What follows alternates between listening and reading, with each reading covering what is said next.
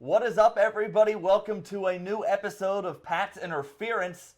What we have is a new brand, a new identity for our podcast, a new way of bringing it to you. We want you to have everything you want as our loyal listeners. I'm Patrick Brickman.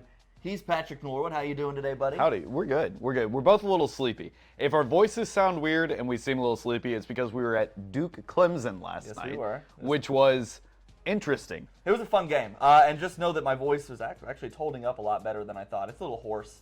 But it was. I sounded like I was going through puberty all morning. Yeah. So, hey, if this is your first time with us, welcome. This is Pat's Interference, college football podcast brought on by two of the best friends in the whole world.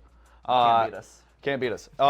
And we've been doing this 9 years now. 9 years. So we actually recorded one last week. So if you were one of the 3.7 million people that watched last week, we appreciate it. Just know we are sad that we lost that episode too. We're counting it.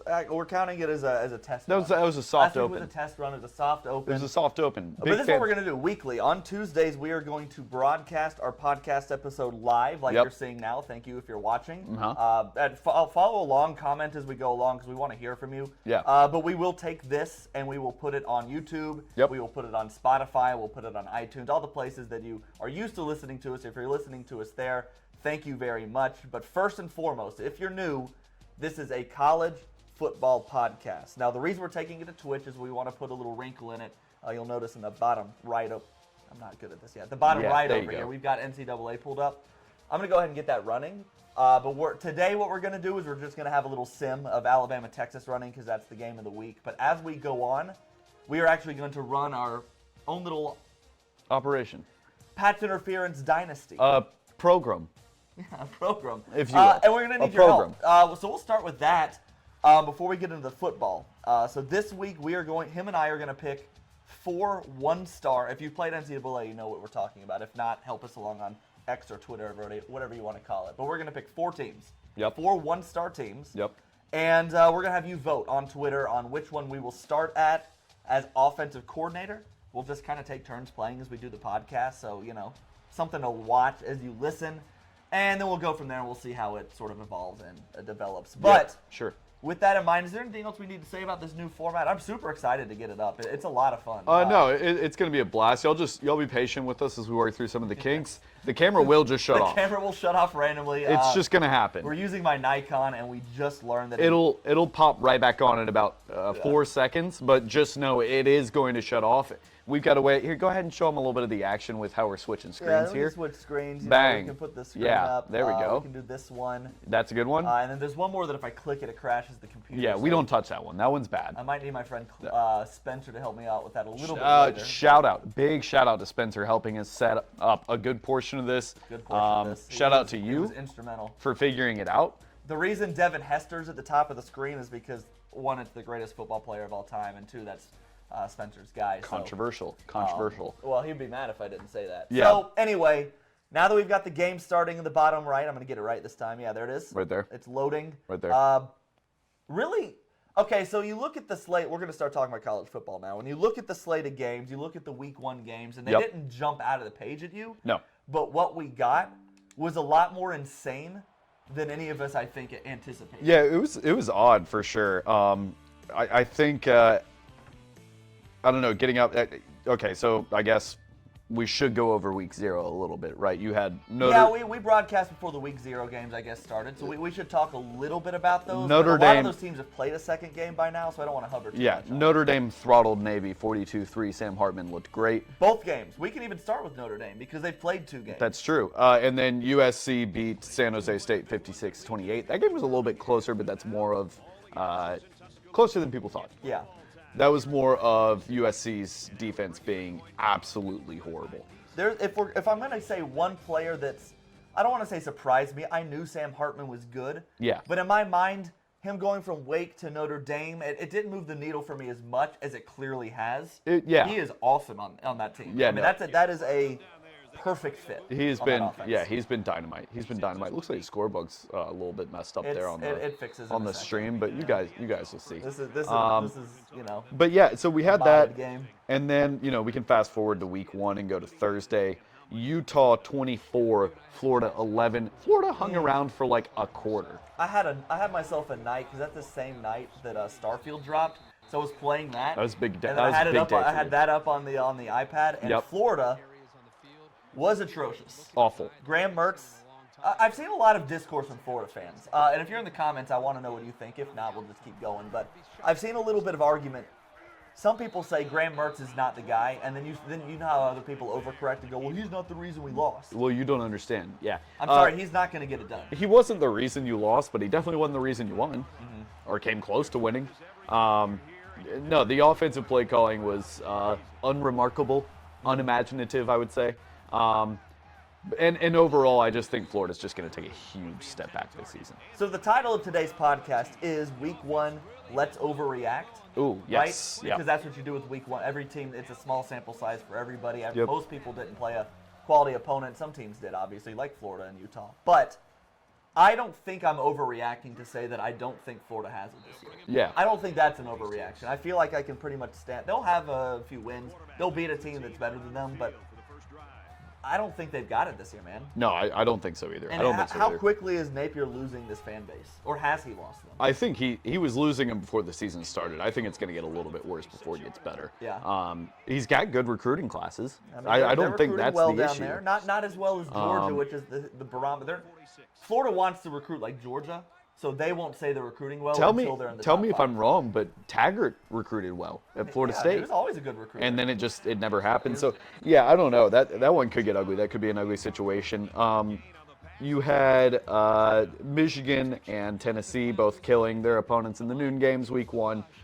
Joe Milton looked good. Tennessee started a little slow, but picked it up and looked good. That was in the the thing. second half. A lot of teams like Georgia, Ohio, a lot of teams started slow against teams that I didn't think they would. Regardless, I was like, I know it's week 1, but like UT Martin, Right. I expected more.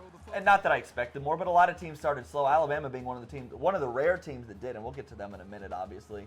Another thing worth mentioning, if this is your first time tuning in or listening, this started with us as Alabama fans, right? I did not mean to click that screen. We went to Alabama together. Yep. We met at Alabama. Sure did. The idea for this podcast was birthed at Alabama. Born, I guess you could say, birthed. And we came up with it there. We took some great classes together, had some great times. But shout out T-Pain. Yeah, no, I think it was slow starts for people. That's a fair thing to expect, I think, in week 1. The big storyline from week 1, though, and it was a noon game, so we do need to talk about it first, I think. Deion Sanders in Colorado that's the story of the week. Beating Clemson national lost, runner-up LSU lost, TCU. and the story of the week, the face of college football right now is Deion Sanders. Yeah. So are you? I'll ask you right now. Are you buying Deion Sanders in Colorado? I think if I say I'm buying them, I think they're a quality team. I did not buy them as a quality team prior to the game. You're taking the over on their wins because it was 2.5. I think you'd be stupid not to at this point. At this point, they need 2 more wins, and they just beat a ranked opponent. They're ranked now. They're in the top 25. They are taking college football by storm. Travis Hunter was the player of the week for week 1, in most people's opinion, for what he did offensively and defensively. You don't see a lot of Iron Men in college football, especially in today's day. No. Because you have to be, it's like Shohei Ohtani. I'm not comparing them quite there, obviously, but to be a good defensive back, you need to put all of your effort into that. To be a good wide receiver in those skills, you need to put all of your effort into that. It's the same thing hitting and pitching.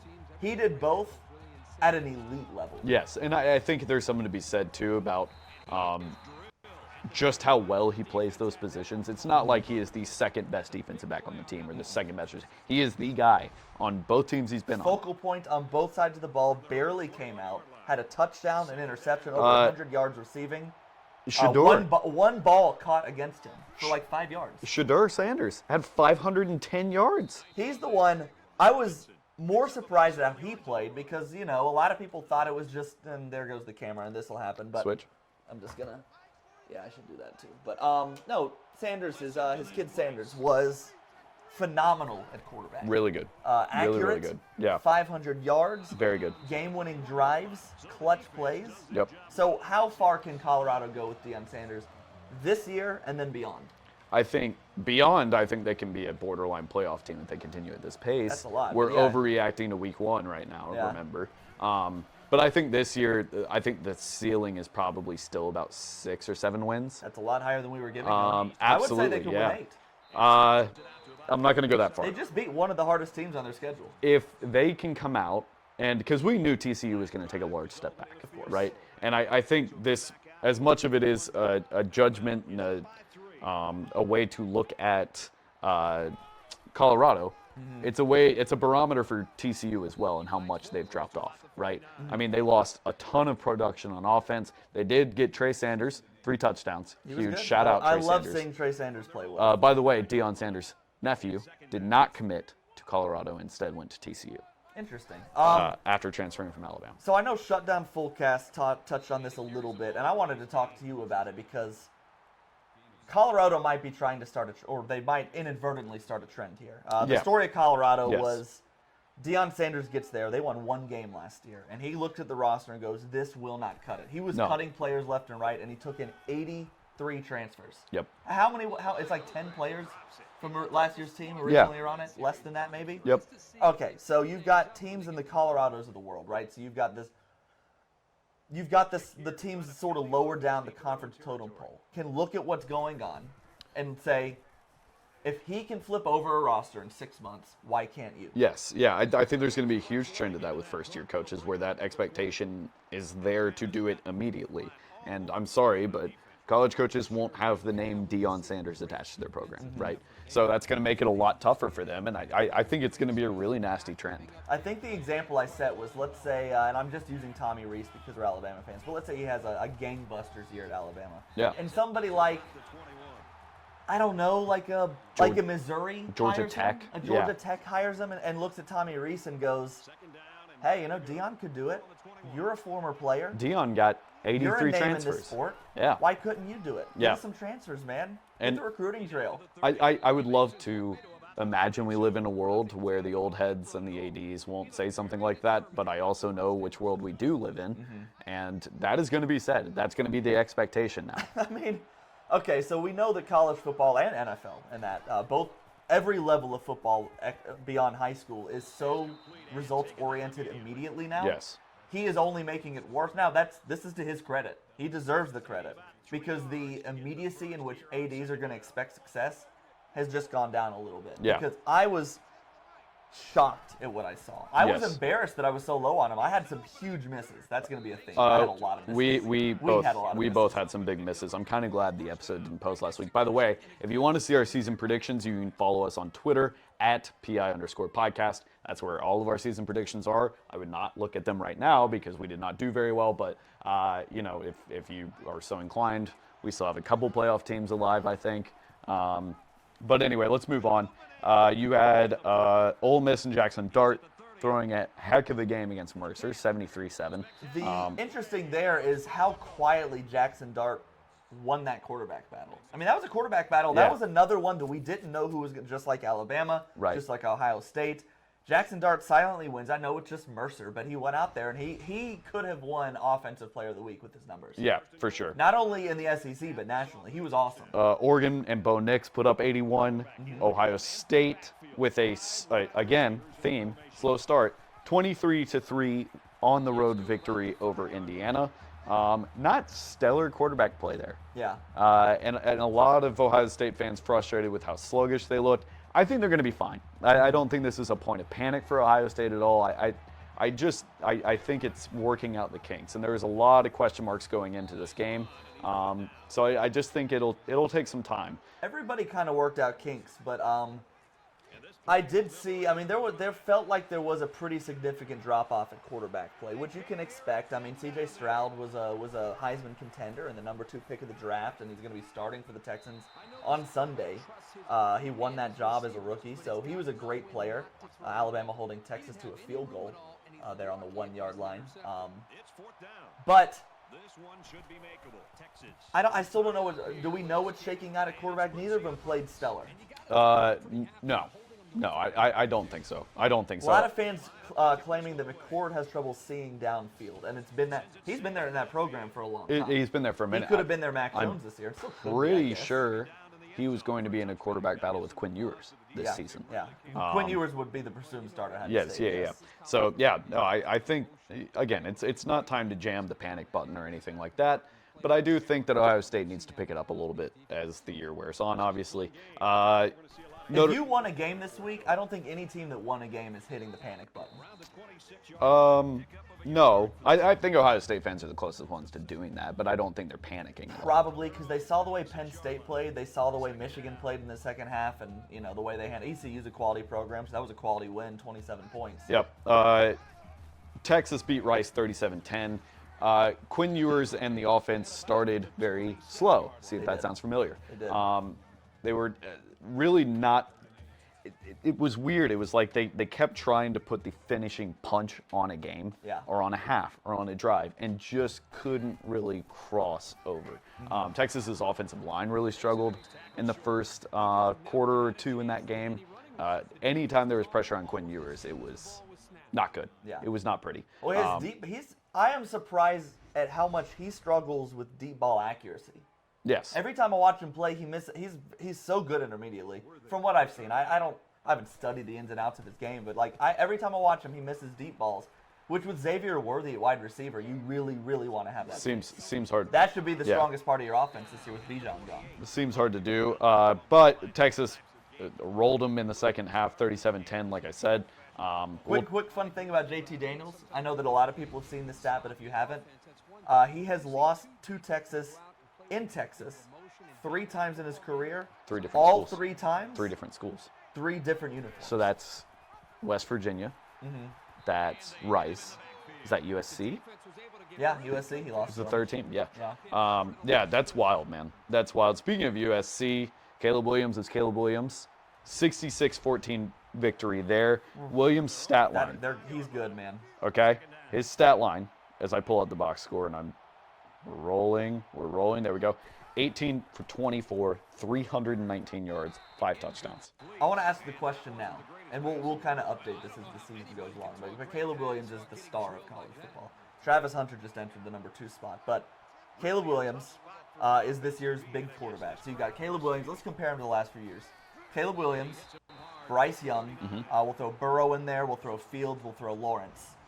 All these dudes that are going number 1. Where would you put him in that pecking order? Probably right behind Burrow. I would put him number 2 behind Burrow. He is that good to me. I love Bryce Young. I think he's very good. I'm interested to see how he does when he's playing better opponents, because remember how he looked in the Utah game last year and then again in the bowl game against Tulane. I know a lot of that wasn't his fault. I know he was injured in that bowl game a little bit, kind of hobbled. But I need to see him do it against that team. The one thing that I'm waiting on, the one thing I need to see that could move, that I would have him tied with Bryce Young for this reason, with Burrow 1 and Bryce 2, is Bryce had that clutch gene. He had so many. I mean, he kept Bill O'Brien's float above water. Unfortunately. We've seen some of it with Caleb Williams, but he's going to have some big games. He can't lose to Utah this year. He had some other big wins last year, but I want to see it as consistently as Bryce showed it. Yeah. As soon as he does that, he could tie himself with Burrow. Yeah, for depending sure. on the kind of season he has. Penn State beat West Virginia. We're mentioning that because shout out Brett. Shout out Brett if you watch this or Brett, listen to it. if you're watching, we appreciate you. A guy we watched back from the game with last night. Yeah. But Penn State, that's one of your playoff teams. That is one of my playoff teams, and Drew Aller was my Heisman pick. And he played great. North Carolina, South Carolina was a super fun game. 31-17 Tar Heels. That was a second half. They kind of did with the same thing that FSU did against LSU, where it was close at half, and then the second half, they left no doubt as to who the better team was. No. It was the same Spencer Rattler we've seen for 3 years now, right? When he's not playing Tennessee. Yes, right. When he's not on his Steven Garcia mode. I think with him, he can make stellar throws and really accurate throws at times when they just aren't really necessary. Yeah. And then when he needs to be the guy, he can't get it done.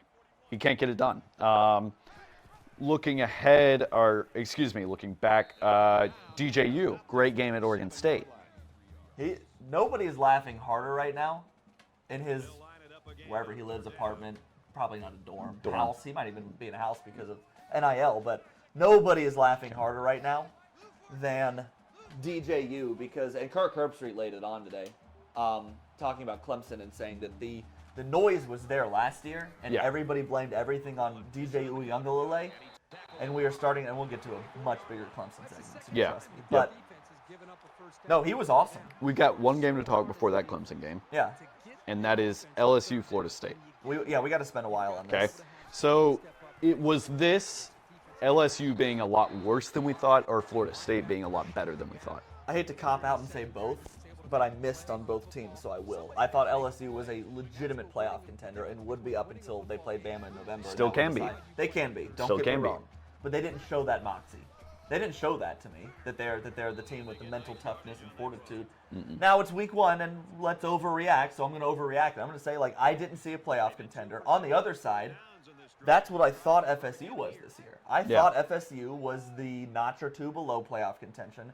I didn't think they had the coaching yet. I like Norvell, but I haven't seen it. I've trusted Brian Kelly more.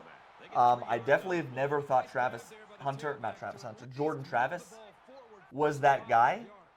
He showed that he can be that guy. Well, the defense looked good, and I missed on both teams. I think there's something to say about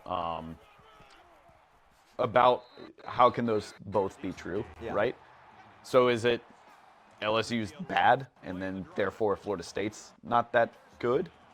Or is it LSU's really good, so we need to stop, kind of crapping on them? I see what you're asking. It's a weird catch-22 to get into, but Brian Kelly, man, that guy, every time I think I have him figured out and I think I know what he's going to do, he doesn't, That's me with LSU, man. We swore up and down last year we weren't losing to LSU. I did.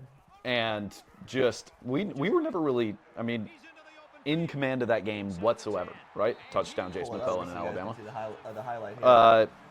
But I could have swore they were going to just trample Florida State Saturday. And it could not have been more opposite. Sunday, excuse me.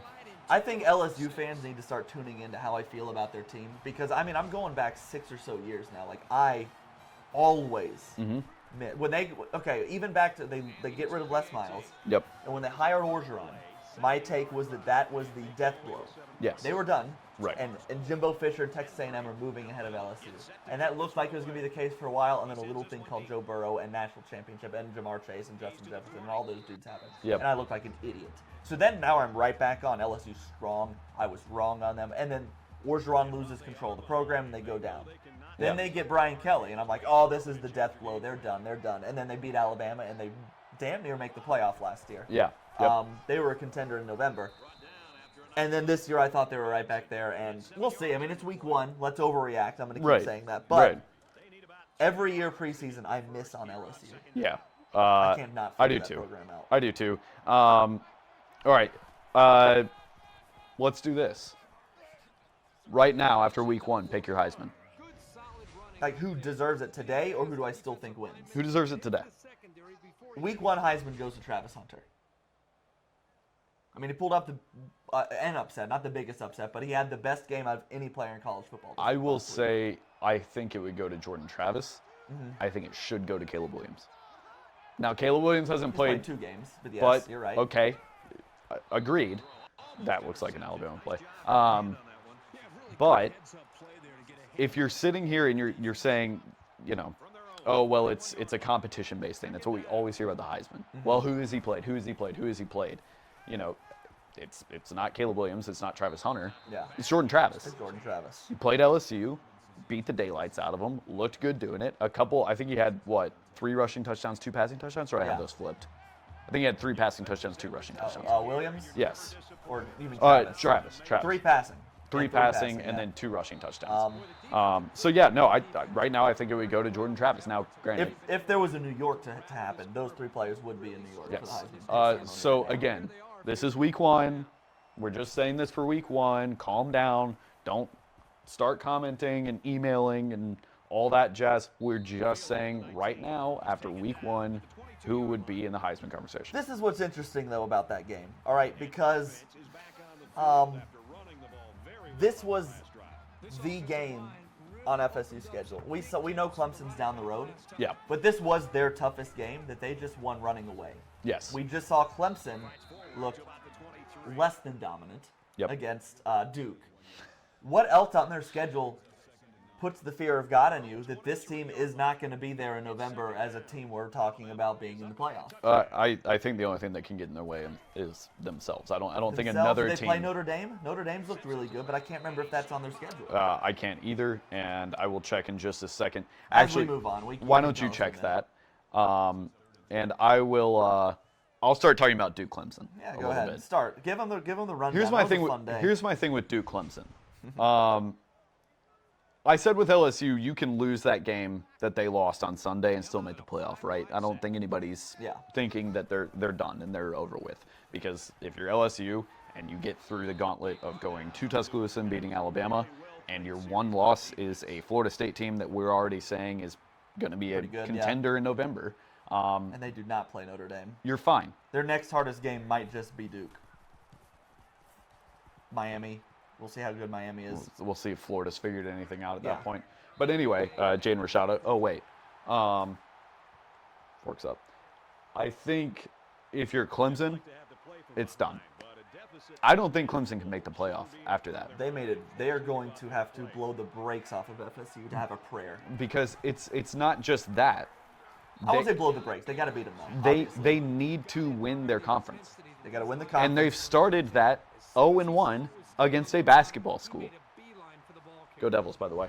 And even if you beat FSU, well, I guess you could beat FSU and you got to beat FSU. You have to beat FSU. You play for one game now. And I think you're right. I think you have to do it convincing because, by the way, if you're team number 5 and there's 4 teams ahead of you and there's a 2-loss Alabama that has lost to a very talented A&M or Tennessee and Georgia, and then you have a 1-loss Clemson who lost and got schmacked by Duke.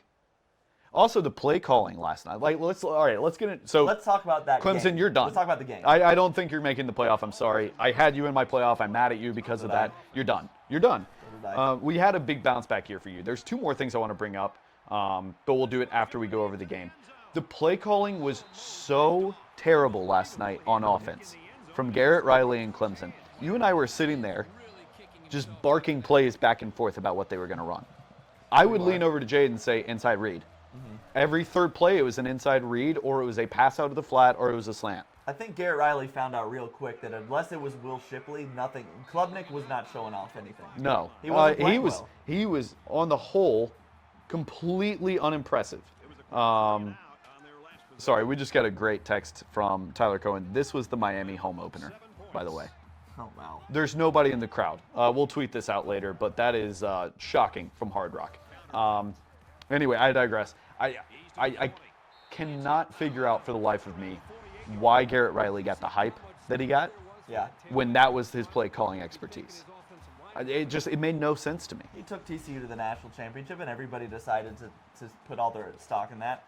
I don't know if Garrett Riley's terrible. I know that Clemson doesn't have the dogs we thought they did. No. Anywhere. No. And I want to segment, because I do want to talk a little bit about Clemson, and I'm fixing the screen because I just realized that I didn't.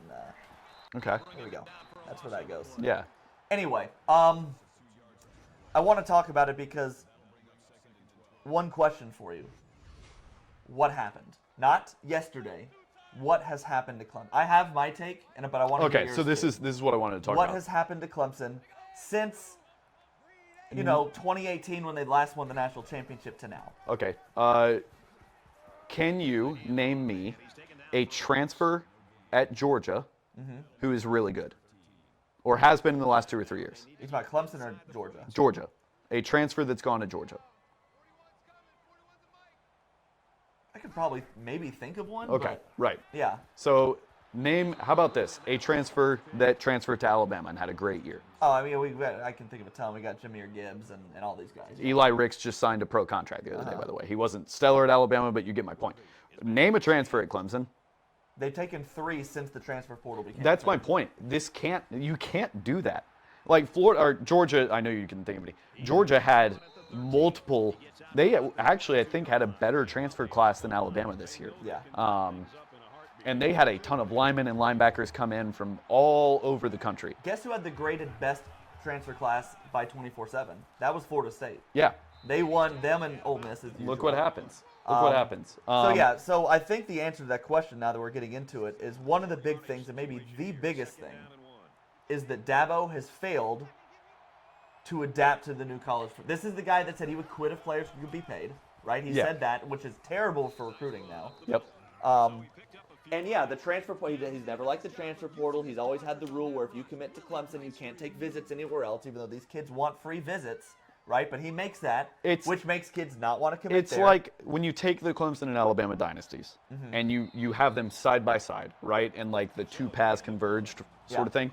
Whereas in 2014, Alabama said, hey, we either have to start going with the trends and get a new offense and start going that way and be speed, or we got to keep doing what we're doing, right?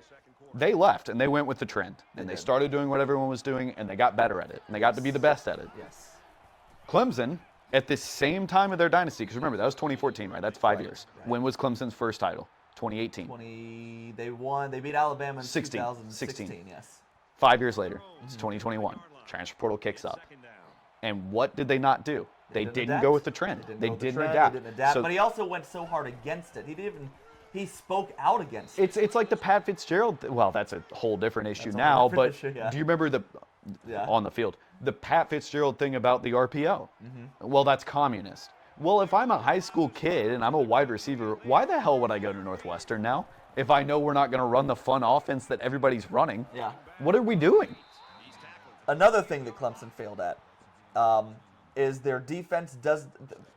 And I guess I should do this before I talk about the defense because it's very obvious, one, that Brent Venables was the grease that made that machine run, right, during that dynasty. But here's the other thing is they were such an anomaly as a power because they were a power. Don't get me wrong, Clemson was damn good for years. Yep.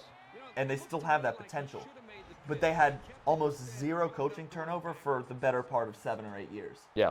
There was a window, and I don't know the exact years, and I'm sorry about that, but let's just imagine when Clemson was winning championships and they were playoffs every year. They made the playoffs for like 5 years in a row. Yep. That window.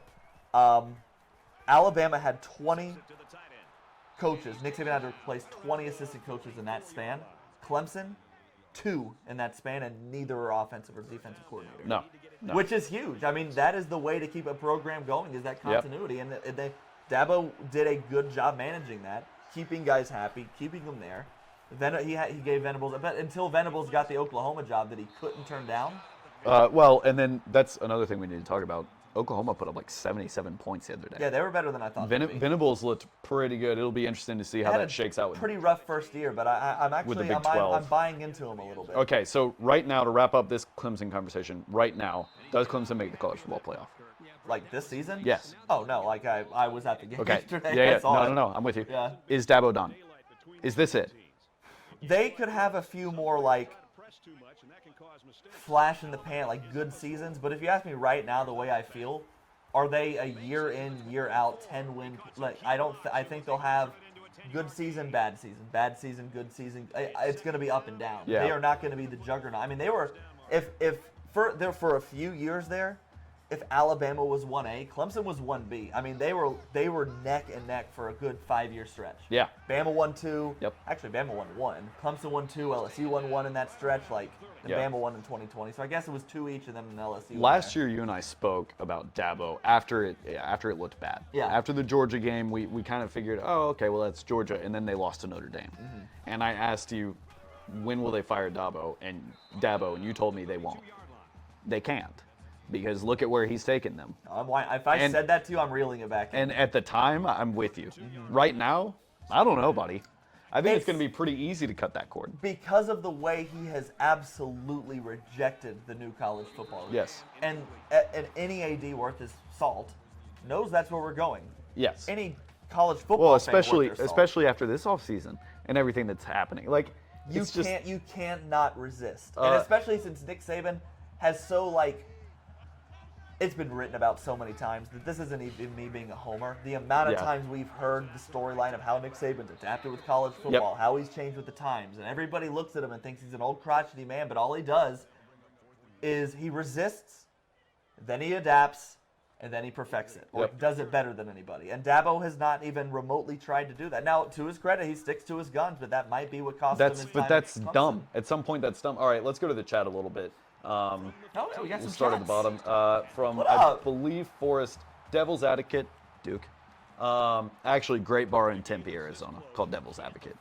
Awesome bar. They've got so the bar is elevated, and then the recliner seat below the bar, so you're just chill. It's great. Today's sponsor is Devil's Advocate Bar in Tempe, Arizona. If you're ever there, make sure to stop by. Right off the highway. They've got spirits, they've got drafts, they've got everything you could want. Do they have TVs in there? Oh, buddy, do they have Anything TVs? you could want to enjoy a college football Saturday in Tempe is at Devil's Advocate. You know, when we're in Tempe, no. Let's get to Force. Devil's Advocate, Clemson did outgain. I like the Brew Devils, he says. Wow. Clemson did outgain Duke in both yards and first downs. Fluke, question mark. Not a fluke. Not a fluke. Turnovers they let inside the 5-yard line are a fluke. They let Riley Leonard rush for a 44-yard touchdown? Yeah. Riley Leonard, bro. You might beat him in a 40. It's not this final score, and it's not the full-on offense like Shipley and the fact they did move the ball. Yeah. They should. They're playing Duke, and Duke has got a good defense, but Clemson should move the ball on them. And I'm not even freaking out against and I'll call them kind of fluky turnovers inside the 5. It's just what I saw. They don't have the same dudes defensively, right? They don't. They don't have those good. The defensive linemen that used to eat the Christian Wilkins of the world, that used to eat dudes up, they don't have that, and they don't have the. I mean, this is a program that has produced Justin Ross, who is, as far as NFL success, the least of these. But they've got DeAndre Hopkins, Sammy Watkins. They were putting receivers in the pros, and those dudes were number 1 on fantasy rosters. Yep. Like, those dudes were playing ball. Not anymore. Who were they throwing to? Name a player receiver made. One thing we need to do right now, though, is talk about how good Duke actually was last night. Because one thing that I hate is when this happens and all we do is talk about the team that lost. Yeah. The team that won. Riley Leonard he didn't play a great game, but he won. Like, you could tell that last drive that they had where they scored. He was like, all right, I'm not leaving this field without points. If it's a field goal, fine, but we're not leaving this field without points. And when Clemson handed them the ball, he took with it. He took it and ran with it, and they scored. Mike Elko, if it weren't for a little team called TCU, Mike Elko was coach of the year last year. Yeah. Right? And you could still make the argument that he deserved it. Yep. Now, he has set the record, or tied the record already, for the most wins in first 2 years as head coach at Duke. And it took him game 1 of year 2. He's going to break it next week. So, another thing that got brought up by our friends Tyler and Brandon, shout out. What up? They are all up on the Travis Hunter hype train. They're the tippy top. Two-way all-star, and it's insane how good that kid could be. I think with him, I'm going to pose you 2 questions. Yeah. One, what if he had gone to Florida State and that Florida State team that's playing right now that just whooped the daylights out of LSU had Travis Hunter as well? Right. That would be game over. That is a national champion. That is game over. He was a commit there for what, 2 years? He was committed there for a long time. He flipped on signing day. Remember, he went to Jackson State. It was a big deal and it was great for HBCUs at the time. And it was a huge story in Deion. And that was Deion making noise before he could even, before he ever even had the. So he should have been. He was ahead of the curve that far. My second question is, do you think this is a situation like Phil Jackson always talks about with, I'm not calling Deion Sanders Phil Jackson, relax. But it's a situation where you see, you asked who was Clemson throwing to, and Brandon said 8th-year senior Will Shipley is who.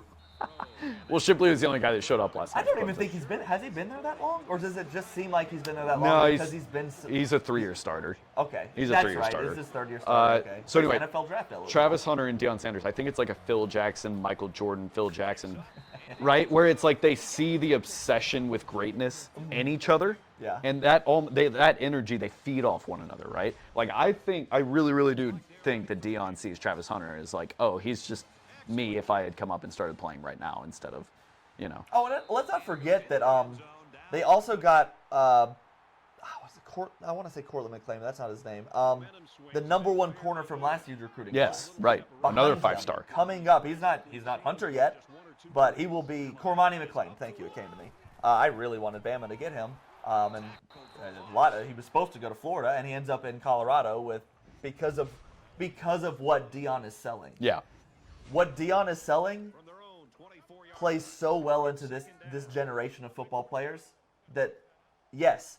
Now, I know we're segueing back into Deion, but this is what the natural conversation's leading to. How far can Deion go as a coach in this sport?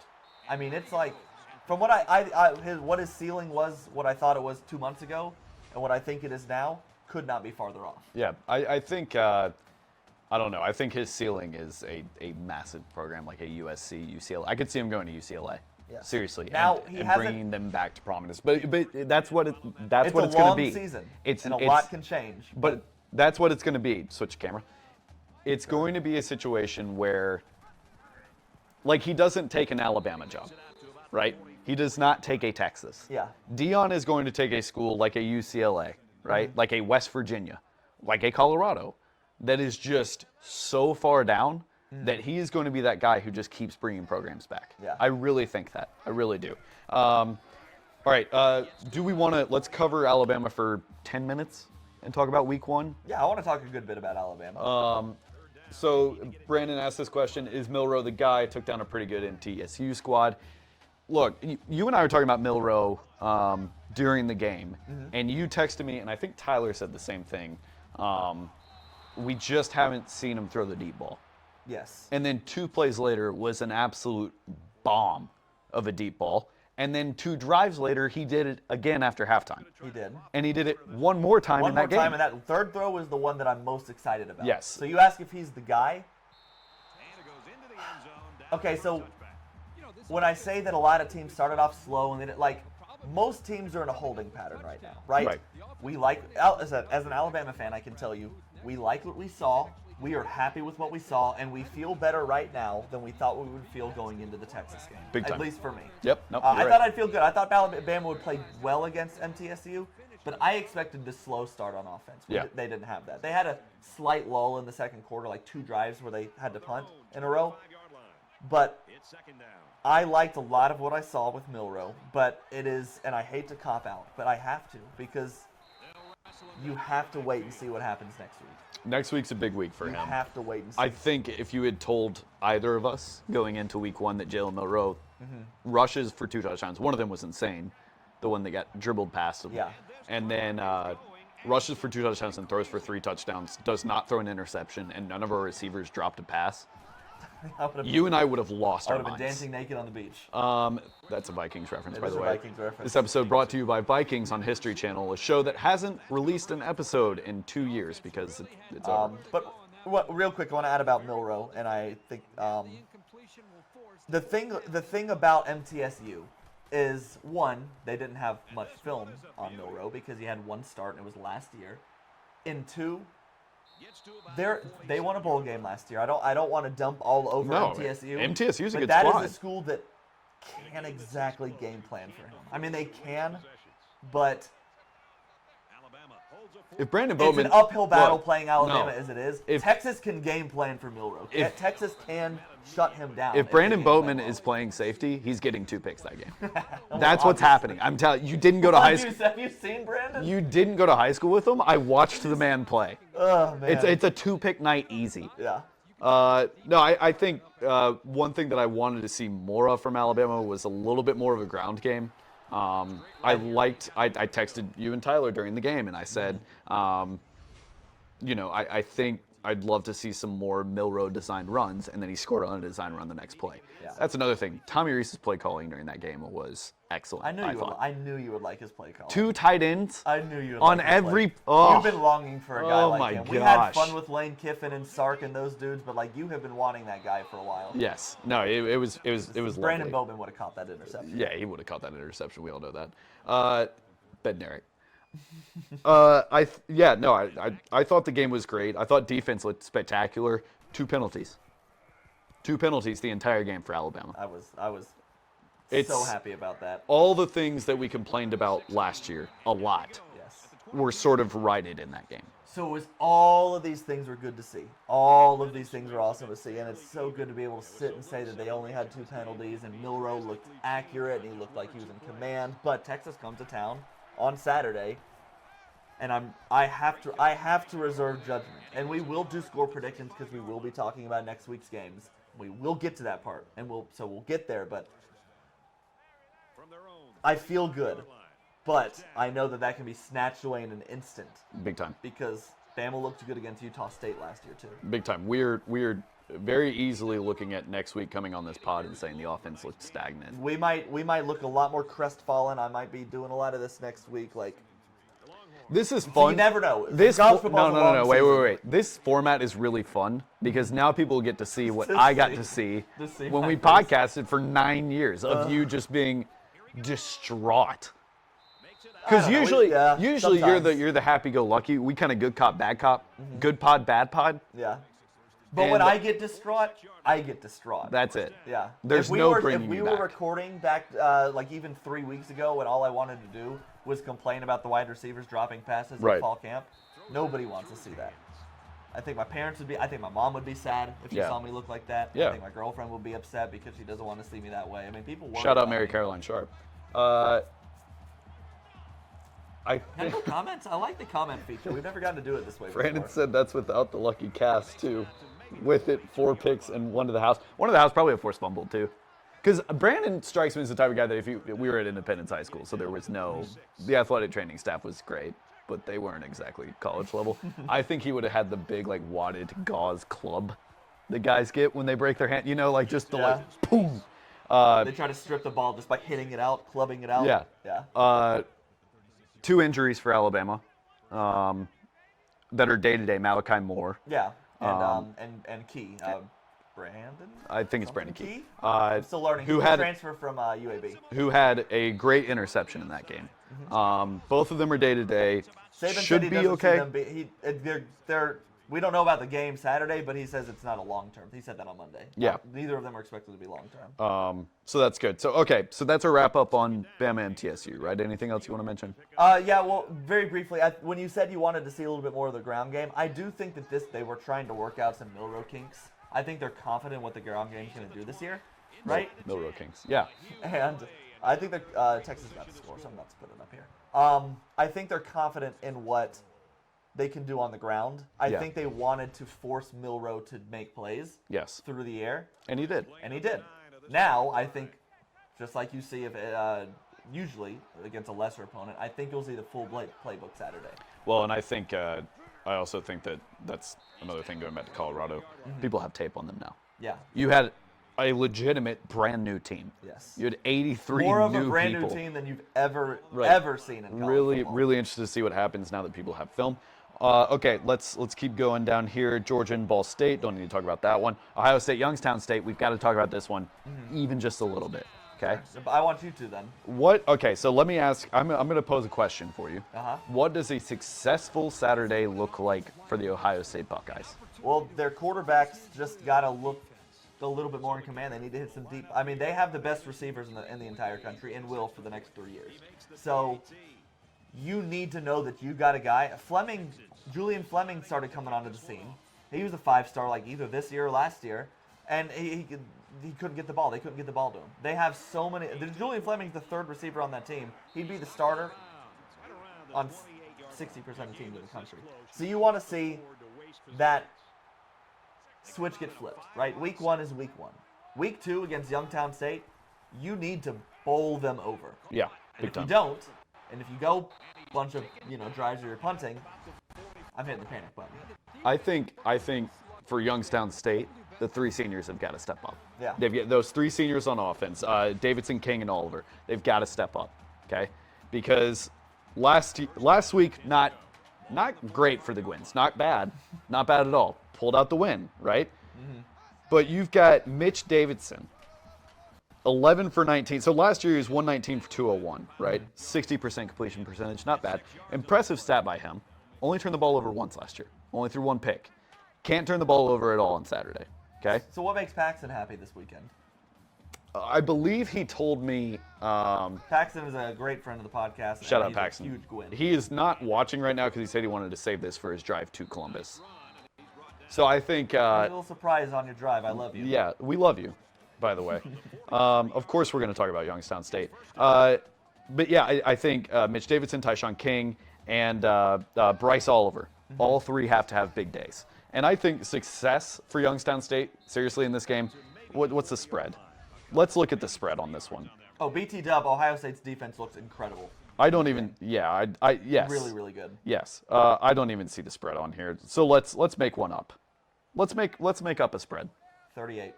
If they cover 38, that is a party in Columbus, I think, for Paxton.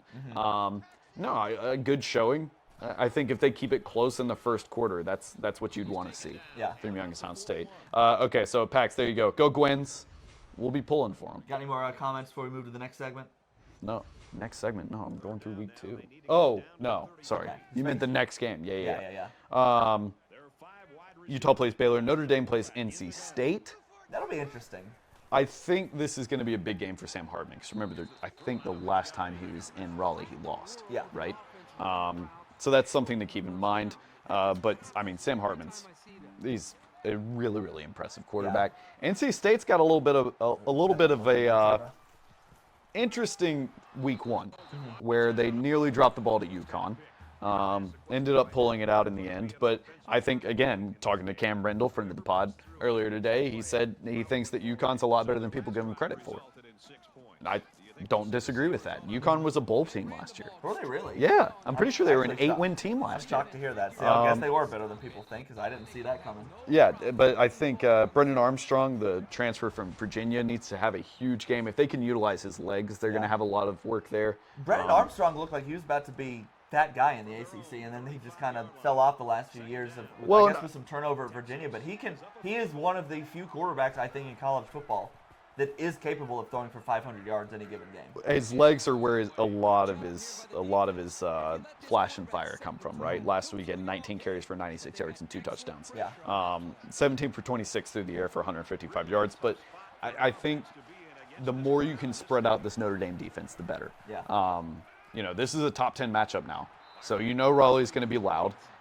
Unfortunately, that game is a nooner. I wish it was a night game. Is it a noon game? Yeah. That's a shame. That's a shame. Yeah. That's a shame. Hey, do better, ESPN. Colorado and Nebraska. I'm going to take Colorado by 7, and I think we're going to start coming back down to earth a little bit. You think we'll see a little bit of the... I don't think they're going to lose. I just think we're coming back down to earth just a hair. I don't think Matt Rule's figured it out at Nebraska at all. Remember, they had a terrible week 1. Even before I was buying into Colorado, I was going to make this a game that I gave them a shot in. So I think it's probably a 2-touchdown win. I think Travis Hunter it can really pick up some steam. Now that I'm buying into him, they'll make me look stupid next week. I think he and Shedeur Sanders, I keep wanting to call him Stevens, really could pick up some steam on their Heisman with this. But yeah, so moving on. Does Charleston Southern beat Clemson? I would hope not. Hey, that's a very vicious South Chuck Carolina South, baby. rivalry. Yeah. No, Chuck. I mean, I would hope to see Clemson fix some of the mistakes they made against Duke, better play calling or execution. Look at Bryce Young. Bryce Young. Oh my gosh. This would have been the longest one of his career at Alabama. He had a longer rush, but this would have been his longest rushing touchdown. No, I mean, Clemson, as far as poorly as they played, we've covered this. Like, they should have won yesterday because they had more opportunities to score than Duke did. I read a stat that I sent to you earlier today that in their last 2 games, Clemson has been in the red zone 14 times. Do you know how many points they've scored? I know there was 0 yesterday out of red zone. 21. Oh, once, I mean. 21. That's crazy. 14 trips, 21 points. You have to end that because that is now a trend. Big time. Yeah. Big time trend. All right, you got Texas A&M at Miami and Hard Rock. Whew. Texas A&M looked good. They looked really good. They looked really, really good. Better than they looked probably early on last season. Because remember how terrible they were to start the year. They got a little better as the year went on. Connor Wegman was 18 for 23 for 236 yards and 5 touchdowns. I was disappointed. He had 5 touchdowns. I was disappointed. No, wait. I was happy. Is he that? Yes. That's who should be starting for Texas A&M. Yes. You're correct. I was thinking of the other quarterback. King. Max King. Yes. Which? Max? Johnson. He's at LSU now. No? Where is he? He's at Texas A&M. Where are these dudes transferring? It's hard to keep up, man. Every year you got to remember who transferred where. I could answer all the questions you're asking. I just couldn't answer them fast enough. Yeah, my brain. Max Johnson transferred from LSU to A&M, right? Yes. Okay. Haynes King is now the quarterback at Georgia Tech. Right. And who lost a thriller to How do you keep Louisville. up with this stuff? Louisville. Anyway, no, they were really good. I don't have as good of a pulse on how good Miami is. I didn't watch as much of that as I saw of the A&M They've game. got anytime they've got Tyler Van Dyke, I'm gonna say that they've got a shot. But I am looking at A&M to win this one. Yeah. I think A&M If you kind of have a runs away with spread, this I'd one. love to hear it. I will pull that up here in just a second. I cannot find it because ESPN's app is garbage. Please give me a second. I'm going to keep ramping, though. Do you remember the time that Alabama almost got Tyler Van Dyke to transfer? I do remember that. And then they had the guys in Miami had to have a little meeting. They came together and convinced him, like, it's worth staying. We'll give you money. Well, the whole reason he was College football, 2023. he was going to leave was because they weren't providing him any cash. And College football, 2023, folks. Good night. I swear I'm trying to find this. All right, go on. Let's go on to the next game, and I'll find it. Let's talk a little bit about App State, North Carolina. That was a fun game last year. That was an awesome game. They're in Chapel Hill this year, and I don't think it's going to be as fun if you're a Mountaineer. I think this game will be closer than people think it will be because UNC's biggest problem last year. We said this last week in the podcast episode that ended up not getting. Touchdown Texas right before the half. That's a 4.5-point favorite for Texas A&M. I think they cover. Okay, me too. UNC had an issue last year where they played down to most of their opponents. Mm-hmm. Even they played up to the ones that were better than them, but they played down to the ones that were worse than them. And especially that was nowhere more true than what they did against App State last year. Yep. And App State should have won that game. So this game will be closer than people think, but I was impressed with what I saw from UNC, and so I do think. I think this game's going to get pretty ugly for App Really? State. I do.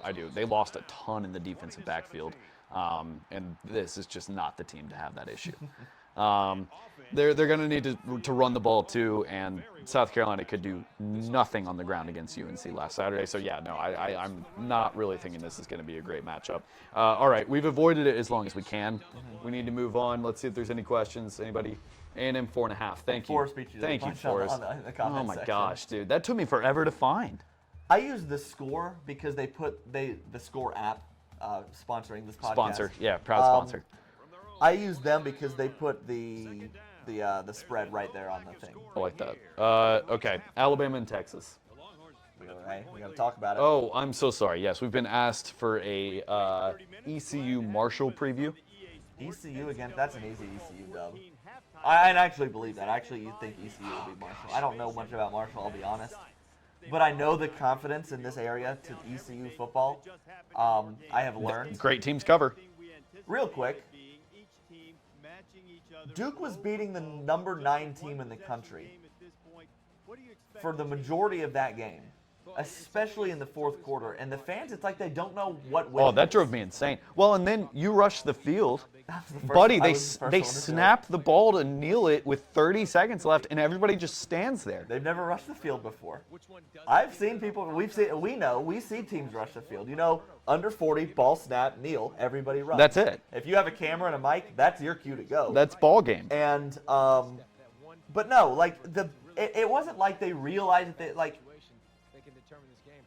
it wasn't connecting to them that they were beating, or they didn't care enough. We were standing more than the fans, the actual people wearing blue. Some of the students, the very front of the student section by the field was rowdy a little bit, but the rest of the stadium, it's like they didn't care what the score was on the scoreboard. I think third down. Listen to this. Third down. Duke makes the brilliant. You are still going on this. I am because I'm annoyed by it.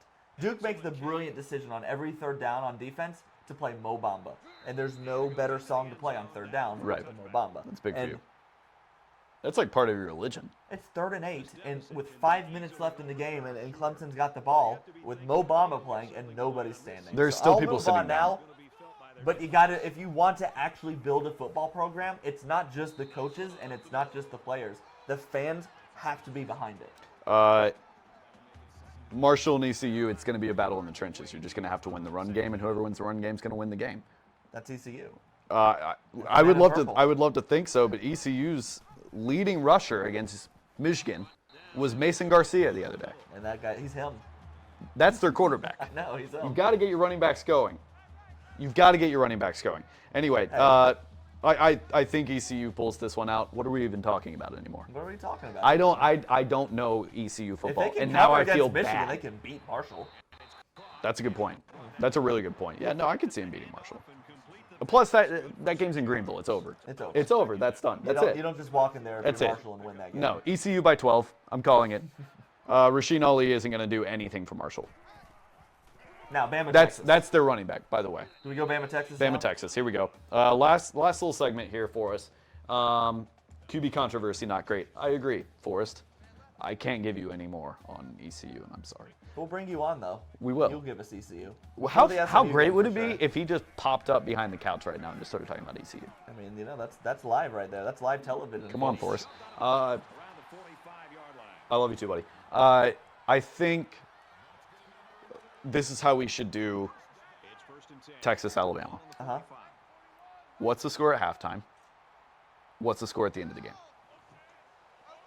Ooh, I mean, I would say 21-10 Bama halftime. I think they'll get out to a fast start. I mean, I would have Alabama winning this. I don't think they're going to put up a boatload of points. And I do think the second half will go a lot slower once teams are settled into one another, kind of figured out each I other. just feel a fast. I don't have anything to back that up because it's week one. I don't have any. It's just in my heart. I feel like they'll start fast and slow down. I think the game planning will be there because I think that our coaches actually do game plan this year, unlike Bill O'Brien who just tries to throw spaghetti at a wall and see if it sticks. I don't know what that means. It was lovely imagery. I don't know what you meant by it, but it was lovely imagery. Like, it just, there's a lot of it are nonsensical. I think Tommy Rees is such a football head that he's actually going to game plan to the point where at some points he may even over game plan for things. Yeah. But I think they'll get out to a fast start. It'll be around 21-10, 21-14. I would have Bama winning this 28-17, 28-20 type. Okay. I like that final. I was going to go 30-22. I think it's going to be kind of a weird scoring game. Yeah. But I think at halftime this game could be 10-7.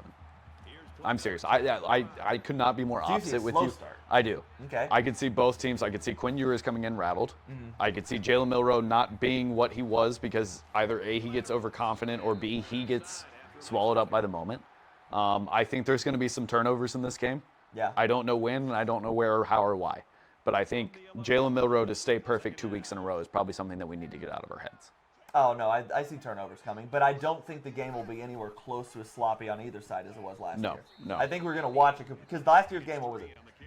17-16, 19-18-17. It was a 1 point, like 19-18. It was a weird.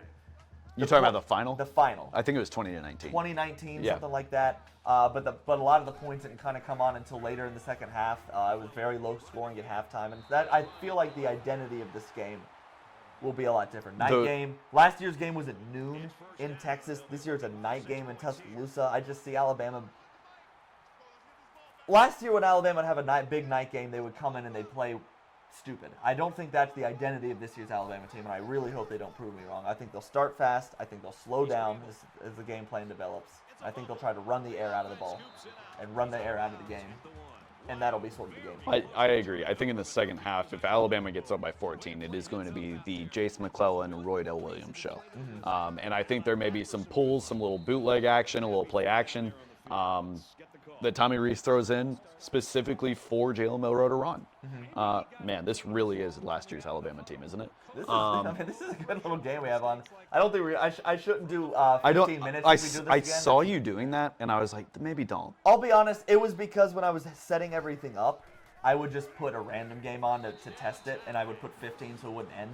And then I just did it out of habit, and this is just something to watch. Yeah. Whoever is up when we end the podcast wins, as I conveniently say when Alabama takes the lead. But Okay, so I would say, again, final, I'm going to go 30-22. I think Alabama's going to pull away in the second half. I think we're going to see a game very similar to when Georgia came and played Alabama in 2020, where it's a little bit chaotic to start. Yeah. Everybody's maybe not sloppy, but it's a little sluggish at first, and then the scoring really picks up, and then Alabama just runs away with it. I would like that, because that game was really fun. It was my favorite games I ever went to. So I've got one that covered Alabama. Alabama's line right now is 7.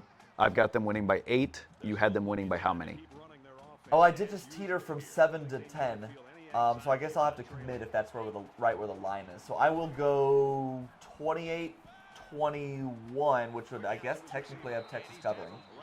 I think we both agree that if Texas is going to win this game, the guy who needs to do it for him is going to be Quinn Ewers. If Alabama wins this game, who needs to have the best game? This is a little bit of a revenge game for Ewers too, because Bama knocked him out early. He looked like he was about to really start putting up some yards in that game last year, and then he got hurt on a Dallas Turner sack or hit or something. I think it was a hit as he was throwing. And so this is a little bit of a revenge for him. I mean, there's going to be a lot on his legacy writing in this game. So that's why I do think Texas will score, and I think I don't think they're getting blown out by any stretch. Very easily could win this game, too. I think Quinn Ewers could be the X factor that wins it. Cedric Baxter's a running back, a little banged up. He's a freshman, but he's the most dynamic back. Who was a guy that I didn't think that Bama would think to game plan for as much. I thought he could have a good game. And then Xavier Worthy and Kool-Aid matchup is one I'm going to really be watching. Yeah, we will all The be winner of that watching. matchup could also be what decides. Yeah, okay, so I think for Alabama to win, Kevin Steele needs to have the biggest game. I think defense needs to settle in. I think they need to expect that they're not going to be perfect, but Alabama cannot have any penalties. And if a turnover is given, there's no drops. They can't have 17 penalties like they did in this. 17 penalties without Alabama had this game last 17 year. penalties and still won. And I'm like 80% sure that was the number because it's been sticking in my head. By the way, second highest amount of penalties Alabama had in a game last year. Probably 15, 14. No, it was the second high. I'm telling you. Oh, you're saying that 17 was the second because they were worse either Yes. Tennessee or LSU. Tennessee, I'm pretty sure there were 22 penalties, and Alabama almost won that game as well. Okay, do we want to pick our 4 teams for people to vote on before we sign off? I think we need to look at. I don't remember who all's 1 star. Hey, let's both say 1, and then we'll come up with 2 later. So I'll say that mine that I will put is UTSA because I like San Antonio. Shout out Cole Reed, Spurs. UTSA graduate, who may be watching, may not be watching. Yeah. Who knows? They barely lost. I thought they were going to beat Houston. I picked them to pick them. I'm going to be honest with you. The last time I did this, ECU was a 1-star team. And Yeah. I think that could be a blast. Yeah, I mean they'll win the vote if we put them in there. But let's go ECU as one of the teams. We'll just say it, and we know Forrest's vote is going toward it. Yeah, that's what I'm going to say. All right. And then the other 2 are going to be wild cards, and we'll tweet that out tomorrow. Yes, we'll tweet that out tomorrow. So let's put a button on it. So this is what we're going to do moving forward. As we said, we're going to try to do this every Tuesday. Thank you for the ones that tuned in. Especially thank you to the ones that tuned in and commented because we want a lot of that. Yeah. We want more comments than we know how to keep up with. And we're not doing this at 5:30 every week. This is early because I have a fantasy draft at 8. My brother's called me twice since we sat down to do this too, so I know he's. We'll announce when we're doing it, but it'll generally be between 6 and 8 probably. Yeah. Most Yep. weeks. We're not going to take up too much of your time. It's just going to be an hour and a half. Normally we'll do a college football segment and an Alabama segment. This time we kind of blended them just because that's how the conversation worked. But normally we can tell you guys, hey, we're about to go into the Alabama thing. We're not going to waste anybody's time. And if you live in the future and you're listening to this on a different one, because what we're doing is we're also taking this, we're taking the VOD we're taking the audio. The audio will go still on Spotify and SoundCloud and iTunes, where you're normally used to listening to us. That's for the last 8 years is where we've put our podcast, hosted it. And then we're going to put it on YouTube because we want to save these videos, and these VODs only last for, I think it's now 7 days. I was about to say a week. Yeah. As of September 1st, they last 7 days on Twitch. I'm still pretty new to the whole Twitch thing, which is why our VOD wasn't saved last week, if we're being honest. Yeah, and this is the way we're going to do it. I really enjoyed this. This might be one of the most fun times I've ever had doing this podcast. This is really fun. This is really fun. Hey, next year's a decade, too.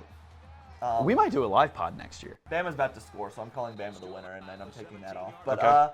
Hey, this is really fun, guys. That's it. Thank you for watching and listening. We'll be back next week. Nothing like doing a podcast with your best friend in the whole Best world. friend in the whole world, baby. Roll Tide.